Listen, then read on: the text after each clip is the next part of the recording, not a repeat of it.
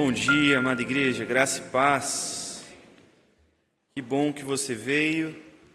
Bom é estarmos aqui juntos, reunidos ao redor do Senhor, podendo desfrutar desse tempo tão gostoso que é o domingo, né? Quero te convidar a abrir a sua Bíblia na primeira epístola de João, capítulo 4. Nós vamos ler os versos de 7 a 12. 1 João 4, de 7 a 12. A palavra do Senhor diz assim: Amados, amemo-nos uns aos outros, porque o amor procede de Deus, e todo aquele que ama é nascido de Deus e conhece a Deus. Aquele que não ama não conhece a Deus, pois Deus é amor. Nisto se manifestou o amor de Deus em nós, em haver Deus enviado o seu Filho unigênito ao mundo para vivermos por meio dele. Nisto consiste o amor, não em que nós tenhamos amado a Deus, mas em que ele nos amou e enviou o seu Filho como propiciação pelos nossos pecados. Amados, se Deus de tal maneira nos amou, devemos nós também amar uns aos outros. Ninguém jamais viu a Deus. Se amarmos uns aos outros, Deus permanece em nós e o seu amor é em nós aperfeiçoado. Amém? Vamos orar mais uma vez. Senhor Jesus, te agradecemos pela tua presença aqui conosco. É o que faz esse culto, essa reunião ser singular, ó Deus. E somos agraciados mais uma vez, Deus, por estarmos aqui, sermos ajuntados pelo Senhor, reunidos para ouvir a sua voz, e nesse momento é isso que nós queremos. Então abre, Deus, dispõe o nosso coração para ouvir, obedecer, e que o teu Espírito nos conduza na meditação dessas escrituras sagradas. Ó Deus, nós te pedimos isso em nome de Jesus. Amém e amém. Irmãos, o autor dessa carta, ele é conhecido como sendo o apóstolo do amor. Está falando do apóstolo João aqui. Ele foi um dos últimos discípulos de Jesus a morrer.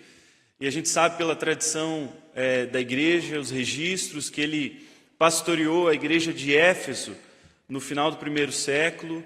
E a igreja de Éfeso, não sei se você lembra, está ali na entrada da Ásia Menor, uma cidade portuária que dá acesso à Ásia Menor.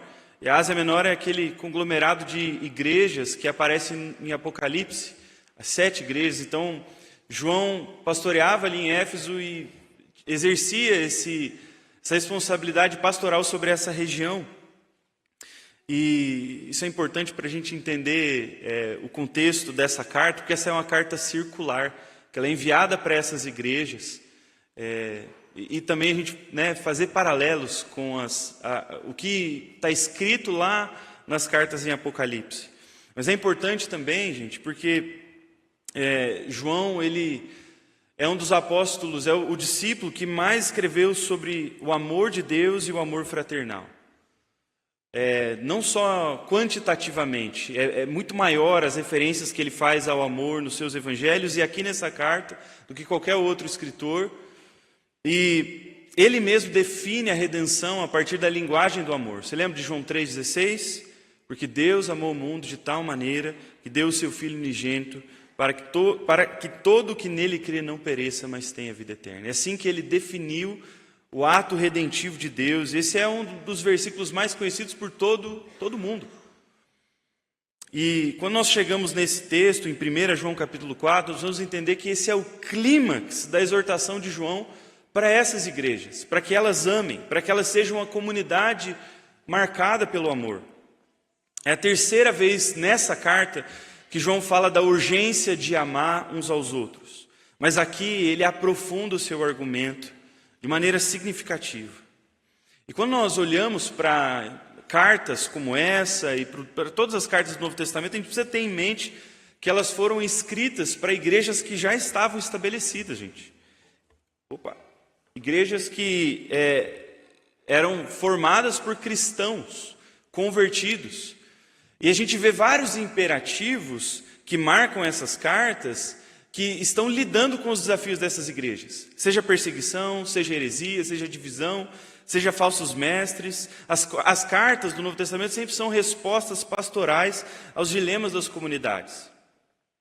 E essa carta aqui que nós lemos e traz o retrato para nós dessas comunidades, mostra para nós que eles enfrentavam um pouco de tudo. Mas veja, se Deus é amor, essa é a maior falta dessa igreja. A principal falta dessa igreja era o amor. Se Deus está sendo definido aqui pelo apóstolo João como amor, Deus é amor, então essa é uma falta que não deveria existir nessa comunidade e na nossa comunidade. E nós percebemos que essa continua sendo, queridos, o nosso maior desafio, a nossa maior falta. Talvez esse seja o imperativo que nós mais subestimamos como igreja. Jesus deixou claro que tudo flui do amor. Tem um trecho onde ele diz que a lei e os profetas dependem do primeiro e do segundo mandamento, de amar a Deus e amar o próximo. Ou seja, toda a vida cristã se fundamenta em amar a Deus e amar o próximo, no amor, numa vida de amor. E em outros lugares ele deixa claro como a questão do amor é que ele não impacta apenas a sua fé pessoal. Não tem a ver apenas com a sua família, com o seu contexto, com as suas necessidades, mas influencia a fé do outro.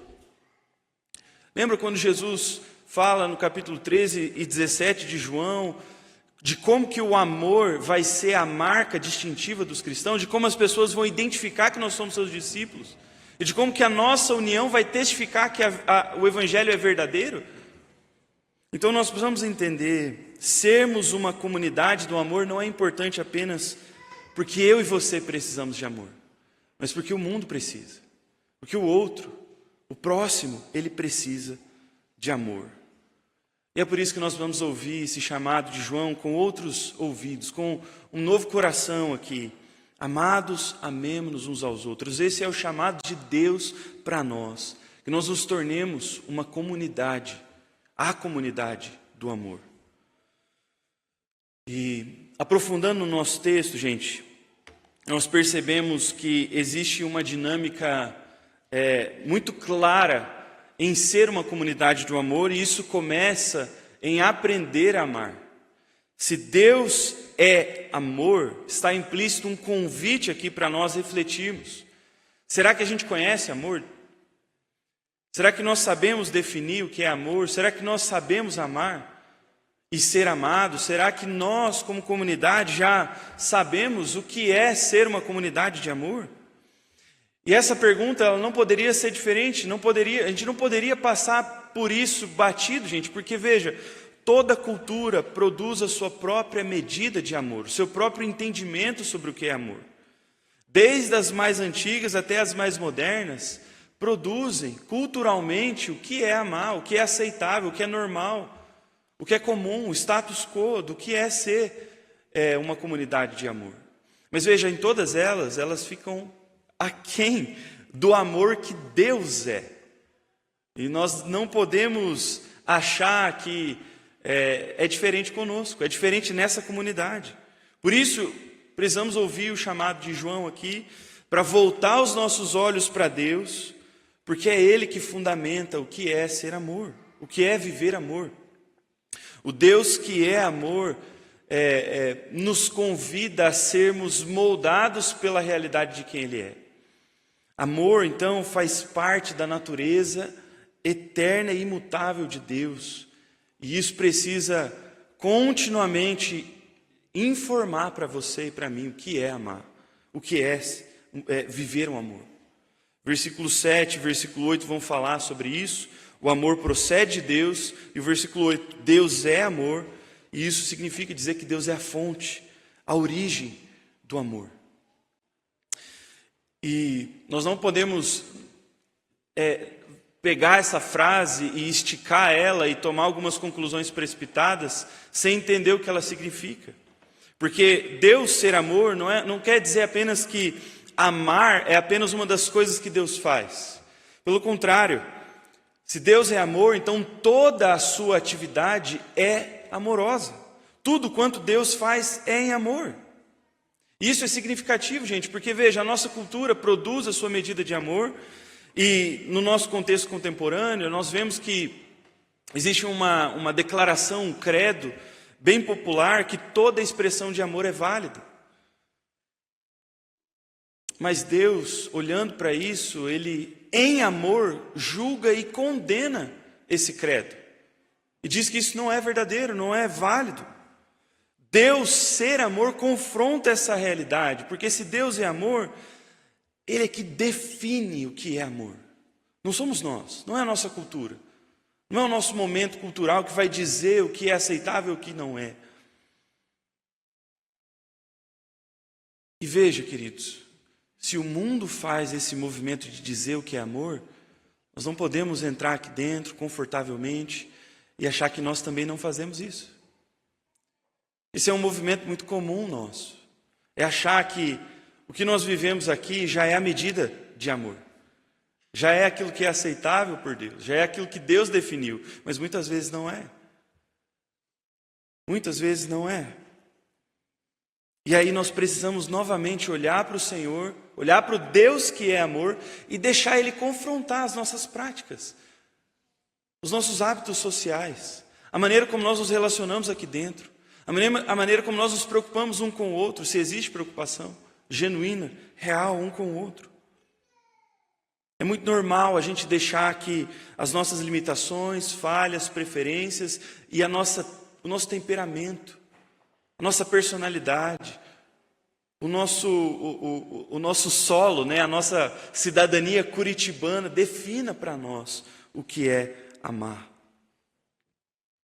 E aí a gente normaliza indiferença, parcialidade, partidarismo.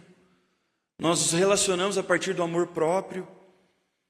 Um filósofo, Byung-Chul Han, ele fala que a nossa sociedade está cada vez mais narcísica. E o outro, nas relações, ele acaba desaparecendo. E veja se isso não é um retrato de muitas comunidades, e talvez até da nossa comunidade. Onde o outro, que está do meu lado aqui, se você puder olhar para as pessoas que estão aí do seu lado, o outro, ele quase desaparece. E a gente habita os espaços sozinhos, pensando apenas em como a gente vai ser beneficiado pelo culto, pelas reuniões, pela comunhão, pela palavra. Nós estamos aqui juntos, mas talvez a gente está sozinho. Ninguém sabe o nosso nome, a gente não conhece a história um do outro. E, gente, a palavra do Senhor está aqui para nos dizer, isso não é normal. Isso não pode ser o nosso normal. Porque Deus é amor e Ele vai redefinir para nós o que é ser uma comunidade de amor. Agora, no segundo momento do nosso texto, nós olhamos para o fato de que, se Deus nos chama para ser uma comunidade do amor, que representa o Deus que é amor, nós vamos expandir, a gente vai precisar expandir os limites que a gente impôs sobre o nosso amor, sobre a forma que nós estendemos o amor. Porque Deus que é amor, Ele saiu de si mesmo. Ele saiu da sua comunidade perfeita de amor. A Trindade se moveu para fora de si mesma e veio em direção a nós. Deus que é amor, Ele saiu de si mesmo. Veja o versículo 9, o versículo 10. Nisto se manifestou o amor. Historicamente, o amor de Deus se manifestou no fato que Deus enviou o seu Filho unigênito ao mundo para vivermos por meio dele. Deus enviou o seu Filho, versículo 10, como propiciação pelos nossos pecados, para pagar a nossa dívida, para morrer em nosso lugar, para apaziguar a ira justa contra o pecado, a maldade e a injustiça. Deus, Ele sai de si mesmo. O ponto alto da manifestação histórica do amor de Deus está no Cristo crucificado. E se a gente quer aprender o que é amar, a gente precisa olhar para como Deus ama, e Deus ama para além dos limites. Deus ama sem limites. E Jesus, Ele martela isso no seu ministério público de diversas formas. Eu quero ler Mateus 5, verso 43 a 48, onde ele confronta a gente. Ele diz assim: ouviste o que foi dito, e era um ditado popular, provavelmente na época: amarás o teu próximo, odiarás o teu inimigo. Eu, porém, vos digo: amai os vossos inimigos, e orai pelos que vos perseguem, para que vós vos torneis filhos do vosso Pai Celeste. Porque ele faz nascer o sol sobre os maus e bons, e vir chuva sobre justo e injusto. Porque se amardes o que vos amam, que recompensa vocês têm? Não fazem os publicanos o mesmo? E se saudardes somente os vossos irmãos, que fazeis demais? Não fazem os gentios também o mesmo? Portanto, sede perfeitos, como o vosso Pai Celestial é perfeito. Gente, o publicano era odiado por todo mundo naquele momento histórico. Eu não sei se você lembra disso, mas eles eram judeus que trabalhavam como coletores de impostos para o Império Romano. E a prática comum era que eles sabiam que a taxa que eles tinham que cobrar, e eles cobravam a mais para que eles tivessem lucro. Então perceba quão odioso é esse tal do publicano. E eu não sei se você lembra, mas Mateus era publicano. Jesus chama Mateus para seguir ele. Não sei se você lembra, mas Zaqueu era o líder dos publicanos. E Jesus estende graça para ele. Essa prática de Jesus, a prática do amor de Jesus, ele é contracultural. Mas nós precisamos aprender isso, queridos. Amar para além dos nossos, para além do nosso núcleo familiar. Gastar tempo para além das pessoas que a gente gosta de estar perto. Os nossos amigos, aqueles que se importam conosco. O chamado de Jesus para nós aqui nessa manhã é para a gente expandir o nosso círculo de amizade, de amor, de carinho, de preocupação, de reciprocidade. Porque é muito confortável, querido, a gente falar que nós somos uma comunidade de amor, sendo que a gente só ama aqui as pessoas que estão conosco, que sabem da nossa história, que se preocupam conosco. É muito fácil. E como Jesus disse, os pecadores fazem isso também. Mas se nós queremos ser a comunidade que representa o Deus que é amor, a gente vai precisar expandir, gente. Vai precisar sair de nós mesmos. Você vai precisar, meu irmão, minha irmã, estender graça para os inimigos da igreja. Estender misericórdia para os inimigos da igreja. Porque Jesus fez isso, comigo e contigo.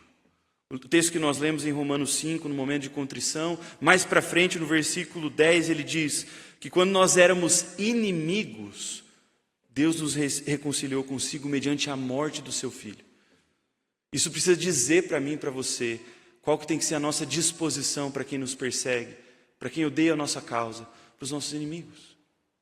Essa tem que ser a nossa disposição. Reconciliação, um amor sem limites.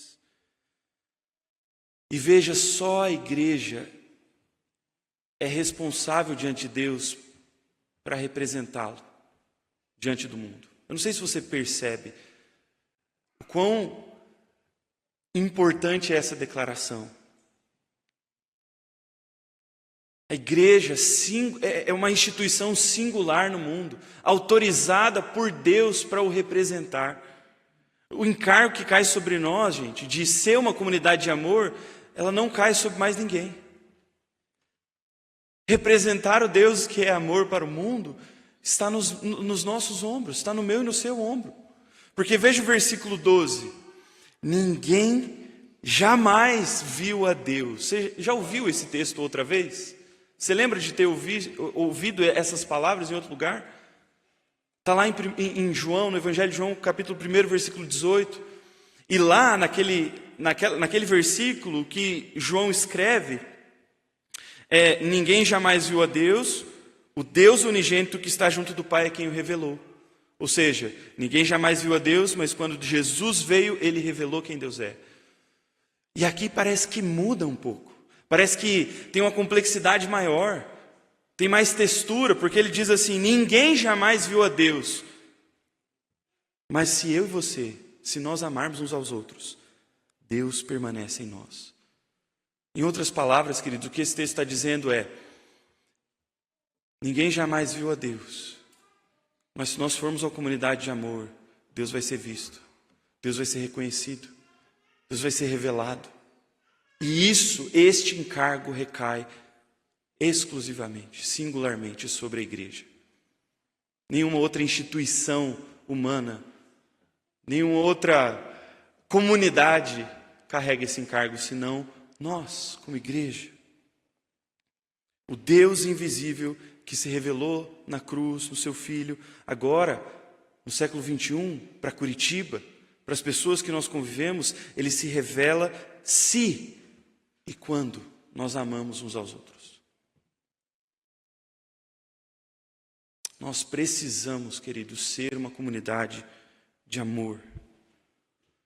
Especialmente porque Deus designou se revelar dessa forma para o mundo. Percebe por que existe tantos sentimentos difíceis do mundo para com a igreja? Você consegue entender o porquê que as pessoas hesitam tanto em relação à igreja? Por que existe tanta animosidade para com a igreja? Porque muitas vezes nós falhamos, queridos, nesse encargo. Muitas vezes, de diversas maneiras, nós somos muito partidários no nosso amor. Parciais, mesquinhos. Nosso amor não é generoso. Nosso amor é condicionado por muitas coisas. Para as pessoas serem amadas, elas precisam fazer um monte de coisa. Para aí elas serem amadas, para aí então elas serem acolhidas. Mas Deus não nos amou dessa maneira. Deus não esperou você mudar para Ele te acolher. Deus te amou com amor visceral, profundo, incondicional. E então Ele te acolheu e te transformou. Nós precisamos amar sem limites, queridos. Agora, por fim, diante desses imperativos, isso fica muito claro para nós, a necessidade, o porquê precisamos ser essa comunidade de amor. O imperativo é inegável, mas como que a gente vive isso? De que forma que eu e você, juntos, nos tornamos uma comunidade de amor? E a realidade mais importante desse texto para nós, e é óbvia aqui nesse texto, é que Deus nos faz uma comunidade de amor nos amando. Não é diferente. Mas eu e você, a gente precisa experimentar esse amor. Não existe outra coisa que você precisa fazer nessa manhã, senão experimentar esse amor. Versículo 10 diz, nisso consiste o amor, ou seja, aqui está o amor. Não é que nós tenhamos amado a Deus, mas que Ele nos amou. E o versículo 19 deixa ainda mais claro isso, nós amamos porque Ele nos amou primeiro. O amor e essa prática, ela não começa em nós, mas começa em Deus. O ponto, queridos, é que essa declaração, ela precisa parar de ser apenas uma informação doutrinária na sua mente, e ela precisa ser uma realidade no seu coração. Um teólogo muito querido, Jonathan Edwards, ele falava sobre esse processo, de quando a verdade ela se torna real, e a gente tem um sentido profundo, e a gente tem uma sensação profunda. Ele diz assim, em algum acho que é um sermão, eu não me lembro muito bem, uma coisa é você saber racionalmente que o mel é doce. Outra coisa é você sentir a sua doçura. Você já tentou explicar para alguém que ela precisava ir num restaurante X, que tem uma comida Y lá, que você experimentou e é maravilhoso? E a pessoa assim, ok, eu acredito. Mas depois que ela experimenta, ela se torna uma testemunha de Jeová daquele restaurante. Ela começa a bater nas portas e falar, você precisa provar. Você precisa provar. A última do momento aí para nós é uma torta basca. Meu Deus, gente, vocês precisam provar esse negócio. Uma coisa é a gente falar, porque a gente leu, porque a gente viu várias pregações. Outra coisa é você ser derretido por dentro, porque você experimentou o amor de Deus em Cristo, que é incondicional, que te atingiu, não porque você fez alguma coisa, que te acolhe, apesar de você pecar, sem parar vez após vez. É diferente, queridos, quando o amor atinge o nosso coração em cheio. E para João, essa experiência ela está intimamente ligada com a cruz de Cristo. Versículo 10 enfatiza essa realidade. Nisso consiste o amor. Deus nos amou e enviou o seu único filho, seu filho unigênito, como propiciação pelos nossos pecados. A gente vai precisar considerar os nossos pecados, queridos. Você vai precisar encarar a realidade da sua pecaminosidade. Você vai precisar parar de olhar para fora da igreja e ficar contando o pecado dos pecadores, para fazer o movimento inverso de olhar para os seus pecados, para como você tem falhado como marido, como pai, como um cristão, para como você, por mais que você tente, por mais que você se esforce nas suas boas obras, na sua justiça, você ainda morre na praia e você não consegue ser quem você deveria ser. E quando nós confrontamos essa realidade do nosso coração, a partir da cruz de Cristo, tudo muda.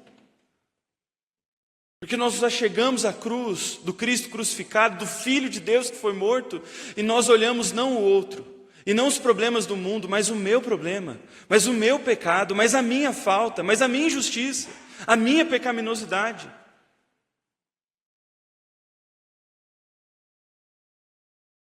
E nós olhamos um Cristo então de braços abertos, ferido, marcado, com o corpo rasgado, com o sangue vertido, que nos acolhe, mesmo nós sendo pecadores. Esse é o amor de Deus. Você precisa pessoalmente se achegar à cruz de Cristo, meu irmão, e reconhecer os seus pecados na cruz. Nessa experiência existe esse deleite, essa experiência, essa sensação que atravessa verdades doutrinárias, que atravessa credo, que atravessa versículos puramente racionais, propositivos, e transforma a nossa maneira de olhar para Deus. Transforma a nossa maneira de olhar para pecadores. Porque como é que você vai exigir que um pecador se arrependa dos seus pecados para que você o ame, sendo que Deus te acolhe quando você está aí cheio de pecados impenitentes? Mas quando nós já chegamos à cruz de Cristo, quando nós temos a cruz de Cristo bem perto do nosso coração, a gente é gracioso, gente. A gente estende misericórdia. É assim que nós nos tornamos uma comunidade do amor, tendo a cruz de Cristo, tendo o Cristo crucificado bem perto, bem próximo do nosso coração. Você experimentou o amor de Cristo? Você experimentou o deleite, a doçura de ser amado por Deus, apesar de quem você é? Ou a cruz de Cristo é apenas uma informação importante para você? O chamado de Deus para nós.